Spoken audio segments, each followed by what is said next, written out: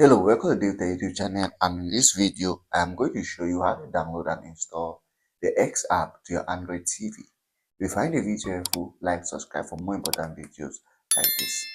So I'm going to download and install the X app even though I don't have Google Play Store on my Android TV. And what am I going to do? I'm going to be using my browser. This can work with any browser, but I would recommend a Google browser. Now, as you go over to your browser, what you have to do is just go ahead and search for the application. In this case, is the X app. So I'm just going to type in X app. So, not to waste a lot of time, I already have it in my suggestion here. So I have X app download. So I'm just going to go over here and click on that option. And as you can see on my screen, it gives me the option to install the X app. Now, this option is from the web version of Google Play Store, which I can just click on it once and then I'll click install. The application is going to start installing straight away to my Android TV.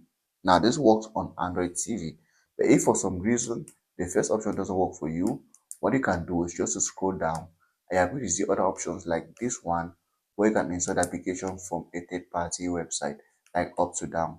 I trust Up to Down. I've used them a couple of times.